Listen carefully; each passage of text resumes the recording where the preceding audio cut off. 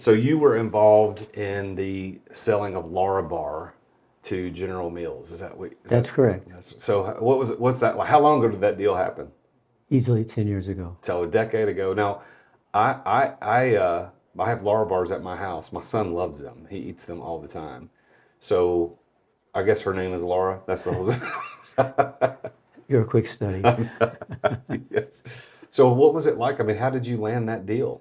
It was interesting. I knew her father and ran into him coming out of a restaurant one Saturday morning. And I said, what's going on and what are you doing? He said, well, I'm working with my daughter and we've got this product, and told me all about it. And I said, well, let me get you a copy of my book because I think it'll be interesting for you to read because you're thinking about what's next with your company. And based upon that, read the company. Laura came in, got to know her, and the rest is legendary in my own mind. So how long did that deal take? Is that a pretty long deal? It was a pretty smooth deal. Of course, we're working with a blue chip investment banking firm that we do a lot of deals with here in Denver, and she was just such an extraordinary person. It's just a fabulous story of free enterprise. She was very outdoorsy and was climbing one of our many 14ers in Colorado. And with every step she took, she became more and more frustrated because she had like 7 different Ziploc bags filled with ingredients. Snack this, snack that. And when she got off the mountain, she went straight to her home, got out a rolling pin, and started experimenting with stuff in the kitchen. 7 years later, from that date to, to building the company, we sold it 7 years later. Seven The years. transaction itself took 6 to 9 months. So it was a 6 to 9 month transaction, 7 years building the business, and now it's a household name. Correct. And she still lives here locally.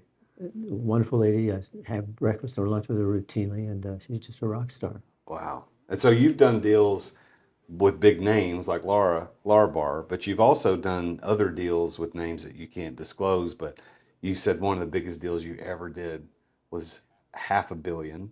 And then you were just telling me before we started rolling that you did two deals that combined were right at 1 billion.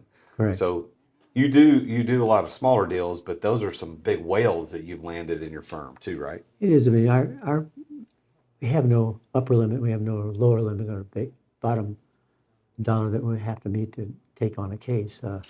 Our whole philosophy is 100% of our clients are all privately held businesses, have been since day one. And we opened the firm of Minor and Brown. It was Minor and Brown.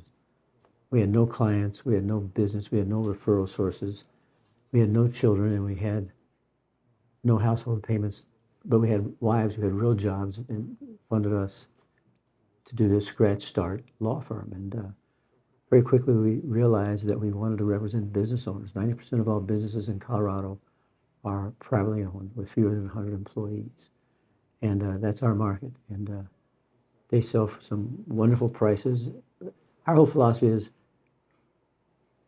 our mission is to help you define, design, and implement your exit strategy. And I've written a book on it. My former partner, John Brown, who's retired, great guy, wrote several books on the whole exit strategy planning process. So it's something I'm very passionate about. I mean, we know that. I'll give you a question. I'll give you a quick question here. Pop quiz. What's the most difficult issue a business owner must face and be comfortable with before he or she pulls the trigger to take their business to market, to sell it? Probably have to do something with finances, I would guess. Wrong. No. Okay. If you'd written the book, you could have made that number one. But since I did it, it's my number one. What will I do after I've sold my business? For most business owners, this is their baby. This is when they look in the mirror in the morning. They say, my name is Jason, but I'm really the owner of XYZ company. And for them to let go of that is very traumatic. The identity.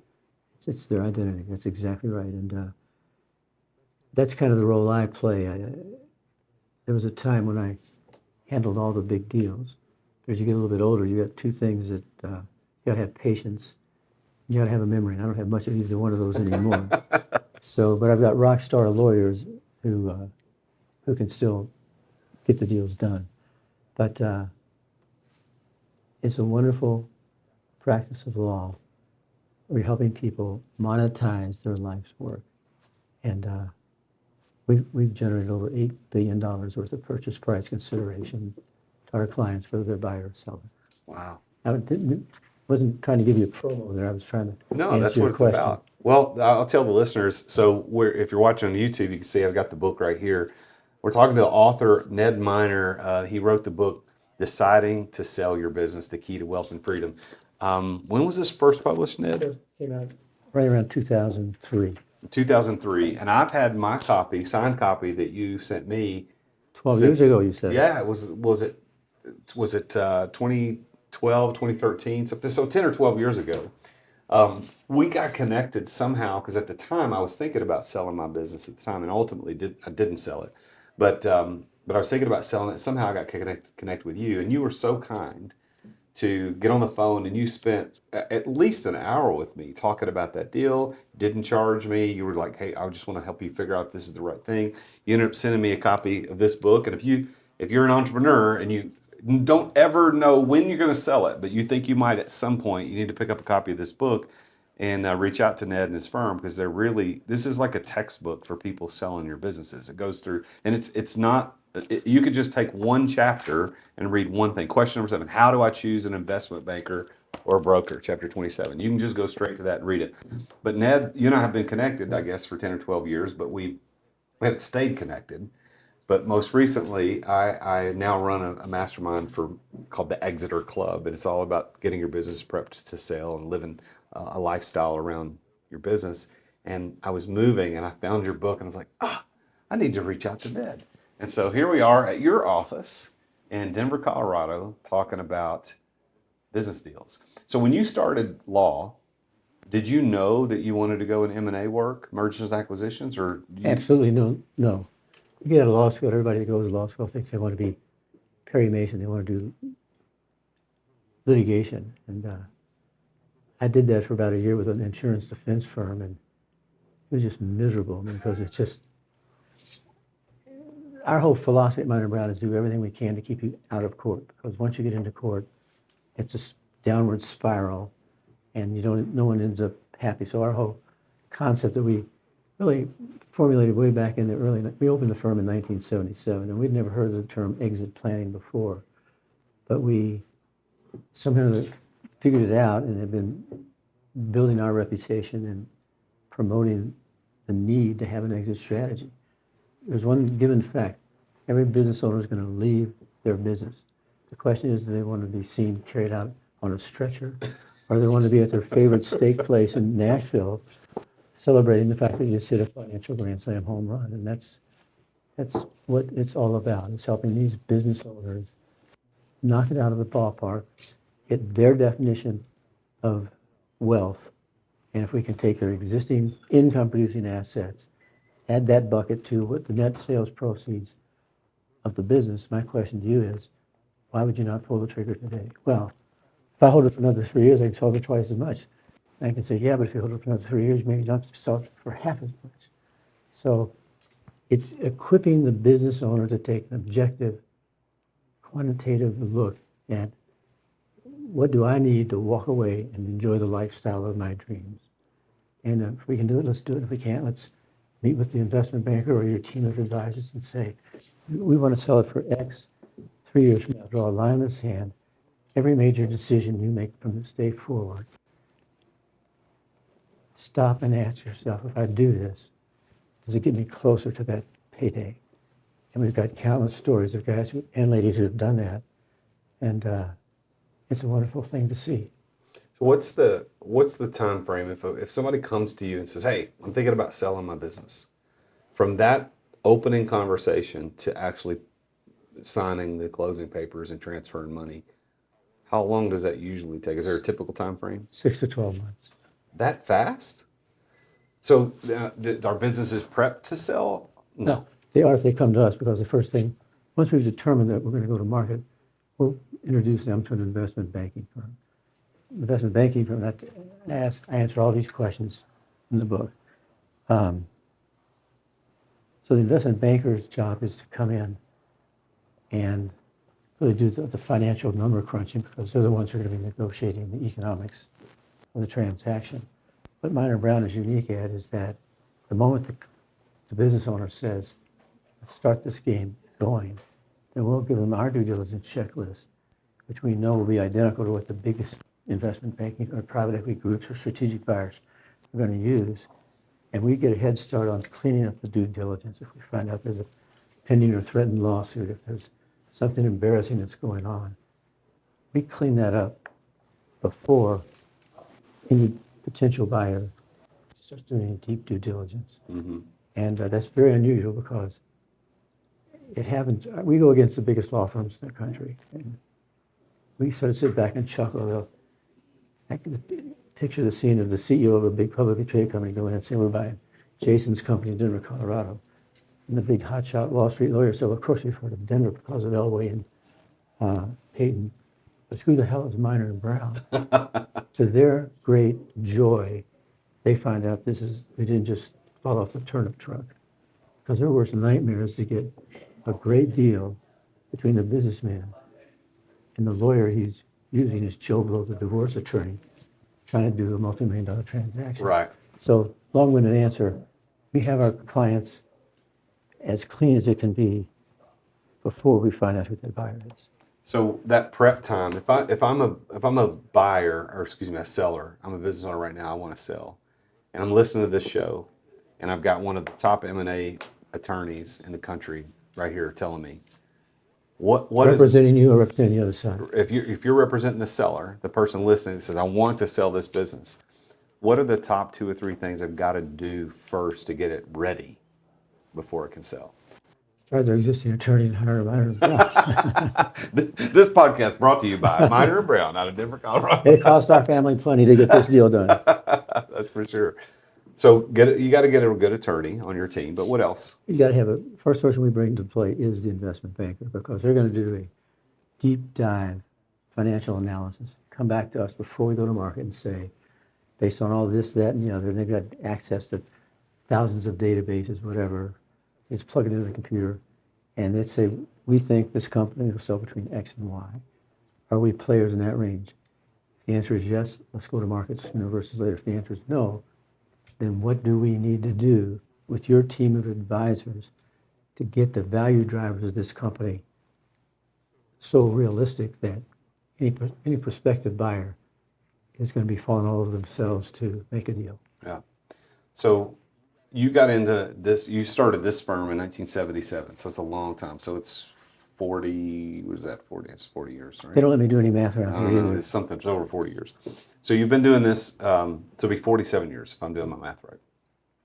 So you've been doing this for 47 years. You have a team of attorneys now. How much are you actively involved in M&A deals today? I'm still very involved. I'm the one that develops the relationship with the client or the prospective client.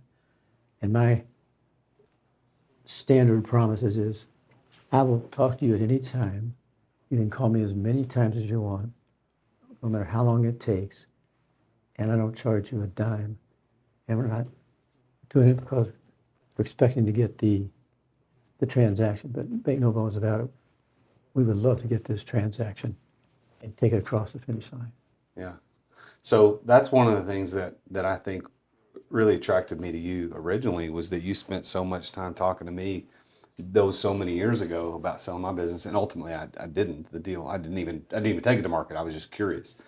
But we stayed in touch, and now you're hopefully bringing you a lot of business, which is that's a long game. It's a decade, but that's how you play it. So you're in the business development side of things, creating the relationships, and then you bring those deals into your staff attorneys, who then set up the perfect deal for somebody to sell. They're not staff attorneys, they're Let's take a quick break to thank our amazing sponsors for making this podcast possible. Hey listeners, a quick message here about something that's been a game changer for my business, and that is Dubb, spelled D-U-B-B. I have been a loyal user of Dubb since they started. I think it was back in 2017, 2018, and I can't say enough good things about their video email platform. With Dubb, I can send personalized video emails that let my energy come through, making every message more engaging. And whether I'm introducing myself to a prospect, connecting people, which is one cool thing that I do with it, or sharing important updates with my clients, Dub makes it easy and effective. It brings the personal back to sales. Now, here's the best part. They are one of my sponsors of this podcast, and without them, I wouldn't be able to bring this amazing content I bring to you every single week. Because they're a sponsor here, they're offering a special deal just for my listeners. You can head over to therealjasonduncan.com/dub. That's therealjasonduncan.com/dub, and that's DUBB. And you're going to get 50% off your first 2 months. This is your chance to revolutionize your email game and your video game. Trust me, Dub has closed more deals for me than anything else. Give it a try. See the difference. Thanks for listening to our sponsors. Now, back to the show. They're partners leading the deal, seasoned, experienced. I've got 4 rock star senior level partners who go head to head, face to face with the biggest law firms in the country. Not summarize, but to put some clarity on this, and I can use this name. I have the right to tell my client's name. Kenny Burtz, owner of Kenny's Fine Key Lime Pies, the top manufacturer of key lime pies all up and down the East Coast. When he called me 10 years ago, he said, Ned, I heard you speak when you're doing your book tour. I said to myself, when I'm ready to sell, I'm going to call this guy. 10 years later, he calls me and we initiate the dialogue. My job, my role is to develop a relationship with these business owners. This is unique, someone that they can call anytime. And you can talk about anything or everything. By the time we finished doing Kenny's transaction, I was an intimate part of their family. And I love that personal contact, as you witnessed. Right. It obviously made an impression on you. So I'm brought in on any deal if and when there's a real roadblock. We had a situation several years ago. One of my brightest attorneys going against an equally bright attorney on the other side, and they were just deadlocked. They couldn't get over this point. I walked in and listened to these facts. So they brought me in to see if I earned my stripes with the gray hair. And I was almost embarrassed to ask the question. I said, well, have you thought about this? Just like that, and dead silence. We'd both gotten so wrapped around the axle that we'd missed something I spotted me. I earned my pay that day. Yeah, well, and that's the beauty of having that outside perspective. I mean, as a business coach myself, I think that's a lot of times all I do. I go in and the business owner, my client, they're working through a deal, trying to figure it out. I can't figure this thing out. And I look at it one time and I go, well, have you thought about this? And it's not because I'm smarter. It's not because I know more than they do. It's because I have a different perspective. Now, my perspective comes with years of experience of coaching businesses and running businesses. And yours also comes with years of experience of being the lawyer that you are who wrote this book. When you wrote this book, did you have any idea that it was going to become the classic that it is? It's such a go-to book. Interesting answer is yes, without sounding smug or arrogant, but this was a 5-year process.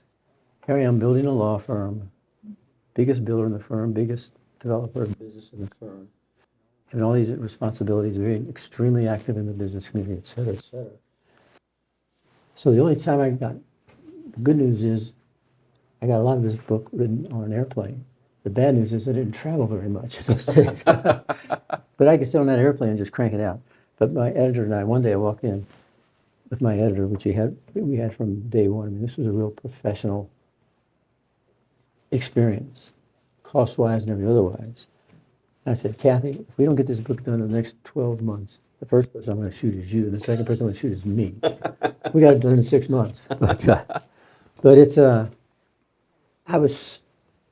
first 25 questions are really focused on the emotional components of it, because that's what Well, that's like you said, the identity is the biggest thing they got to deal with, right? and I have heard it all, I have seen it all. I give you war story after war story after war story.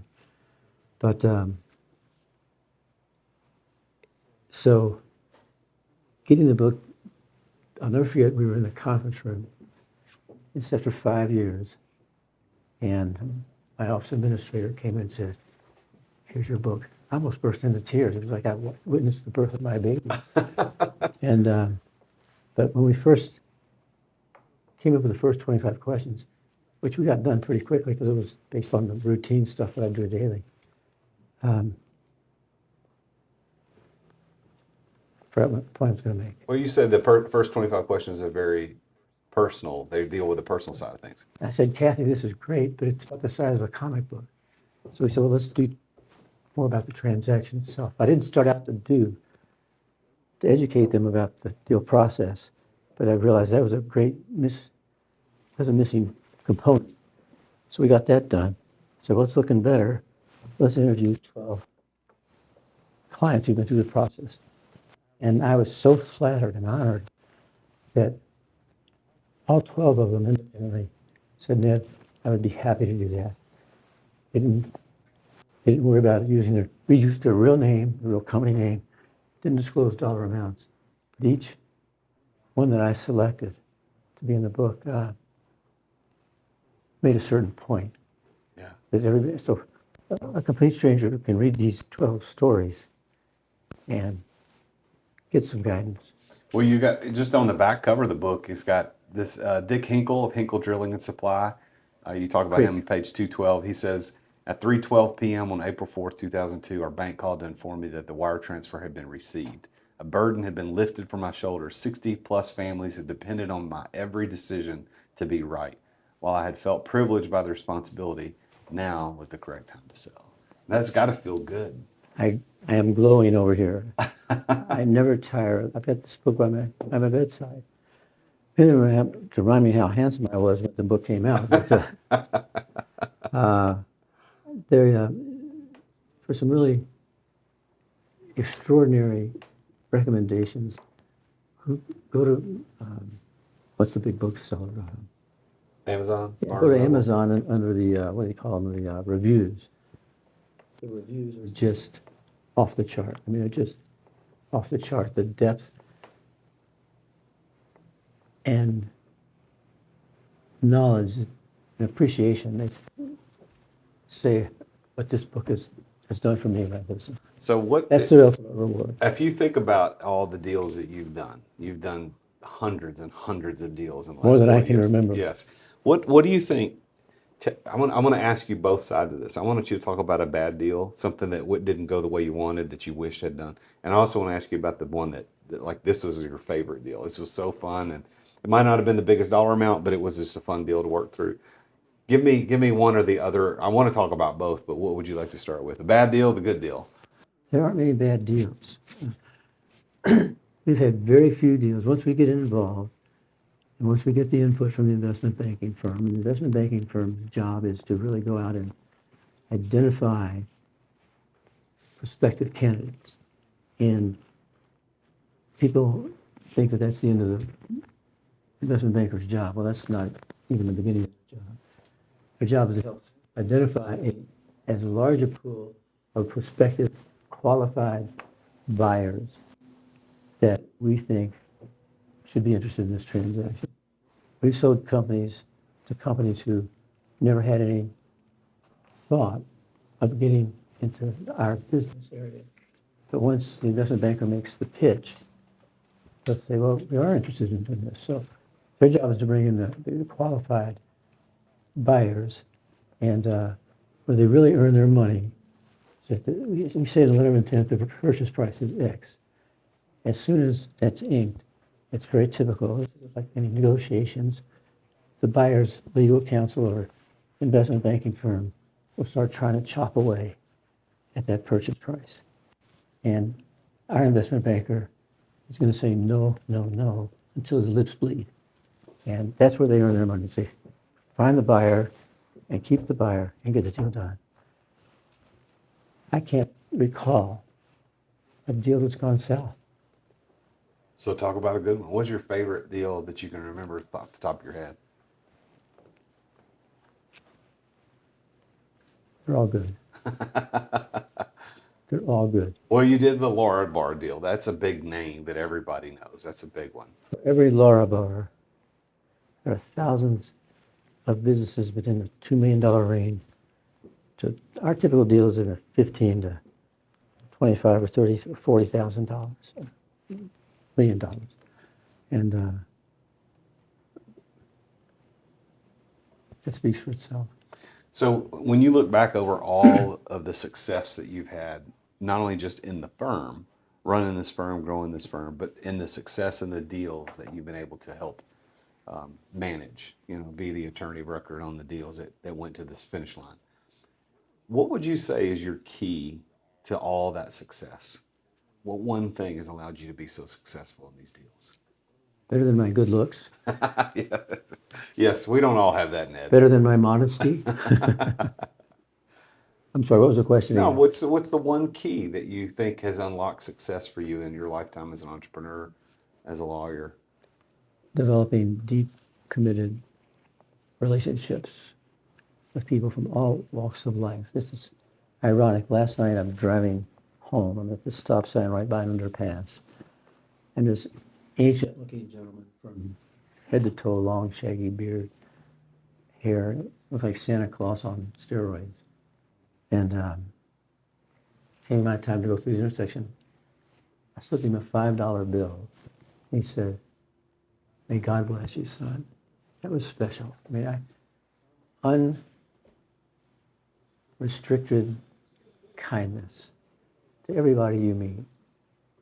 I wrote a prayer shortly after I was diagnosed with Parkinson's. Some 12 years ago, I'm a rock star in the Wow. Parkinson's arena because I've maintained an incredible lifestyle. I wrote this prayer. It's called, I can't think of the name of it. That's okay. Thank you, Lord, for this precious day, to live, to laugh, to love and pray, to be the best that I can be, to honor this path you have chosen for me. But if I stray and start to roam, please lift my heart and carry me home. It's called gratitude. Wow. Wow. And I say that, I tell that to people, they start crying. People don't feel recognized. People don't feel as worthy as they should. Anyway, I can say one thing to a complete stranger and make his life or her life better for that moment. It's as much as I can give. Well, we talk a lot about success, and I know that you have successes when you're selling companies or helping people buy companies. Success is when they get the deal done. But how do you define that word success? It's funny, I was thinking about this morning. You have to look at what's the opposite of success. It's failure.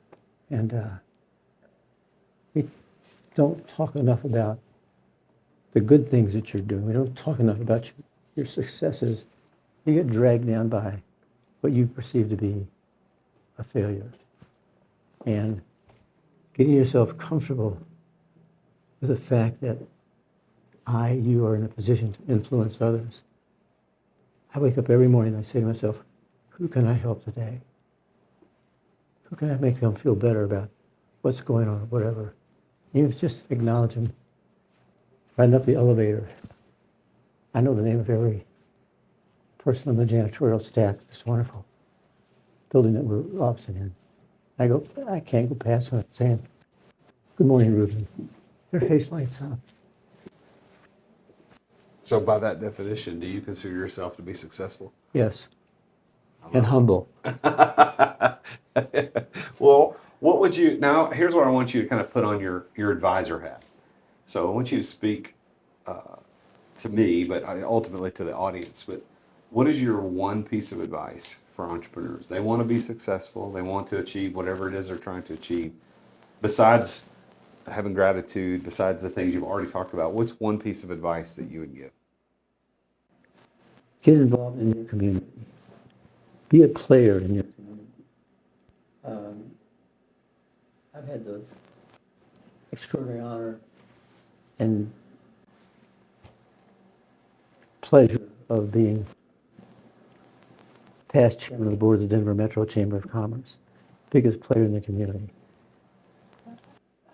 I joined that within 3 weeks of the day we opened the firm. Wine and network, meet as many people as I can, develop as much business as possible. But through that, by working together with other business-oriented and civic and community leaders, we've had a real impact on the growth and all the exciting things that continue to draw people to the state of Colorado. So the whole thing about what a success is, defining what it is for you personally, what steps you need to take to get there, what obstacles are going to arise that keep you from getting there, dealing with those by bringing in other consultants, people to talk to or whatever. But we're all in this thing together, Jason. If we could just get past the politics and all this, that, and the other and really focus on what does it take to make this country great again. It's getting rid of the bipartisanship. Strike that. That's getting rid of the opposite of that.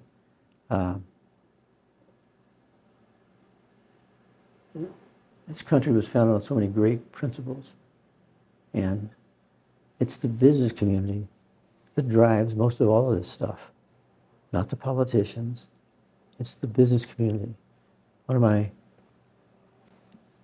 investments over the last 30, 40 years was to have the other honor of being chairman of the board of the Junior Achievement. Junior Achievement is big time. Yeah. Teaches kids from kindergarten through 12th grade the whole concept of free enterprise.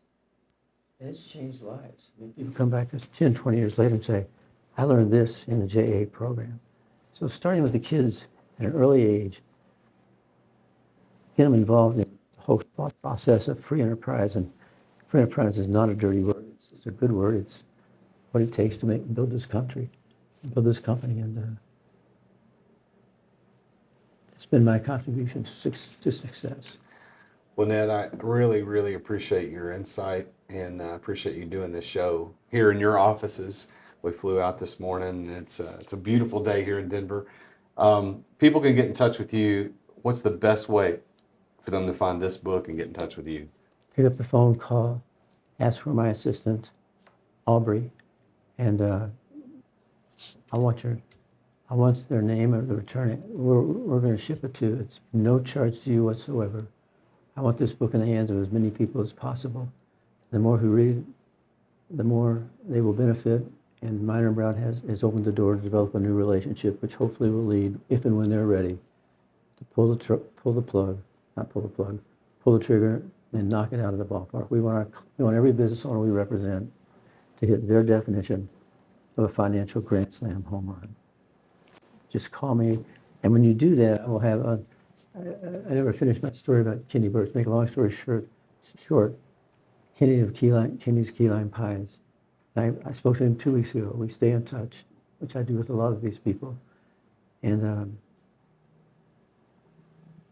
that was about a 10 to 12 year relationship before he pulled the trigger.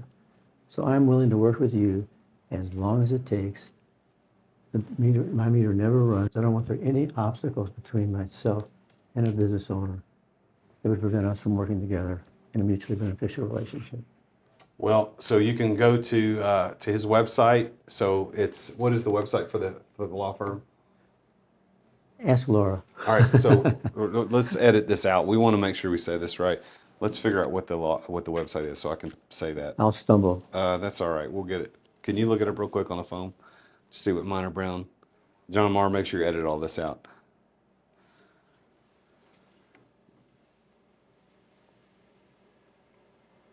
I think it's Minor hyphen. Is it Minor hyphen Brown? No. Or is it just Minor Brown?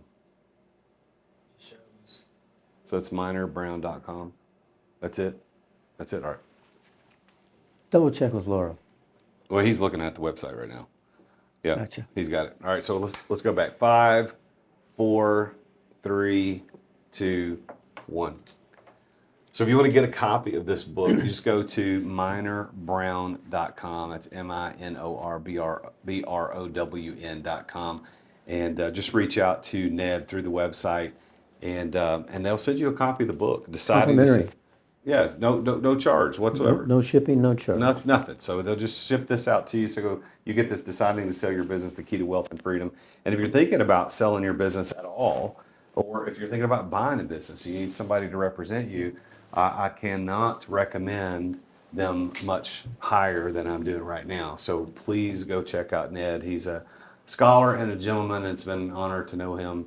and to do this show. So Ned, thank you so much. Thank you so much for inviting me to do this. It means a lot to me. Well, thanks for your hospitality. And there you go. That's another show on the books. I want you to tune in again next time when I talk with another successful entrepreneur about their journey to success, about how they did it. And today we talked a little bit about this M&A thing. And you know that my whole thing is I teach you how to exit your business without necessarily having to sell it. But at some point, you're still going to have to sell it. And when you do get ready to sell it, what you just heard from Ned Minor today is going to help you get there. Take a chance and call him, look at the book, take a look at it. It's something you need to do. If you haven't left a review for the podcast yet, I would really be honored if you would do that. Just take a second. It doesn't take a second. It doesn't take more than a second, and it really does a lot for my podcast to get it in front of more people. But again, thank you. Thank you for listening. Thank you for watching on YouTube, and I'll see you again next time. As always, I'm the Real Jason Duncan, and Jesus is King. Thank you for listening to another edition of The Root of All Success with the Real Jason Duncan. If you've enjoyed this week's episode, visit therootofallsuccess.com to access the show notes and other helpful resources. Follow Jason on social media at The Real Jason Duncan. See you again next time here on The Root of All Success.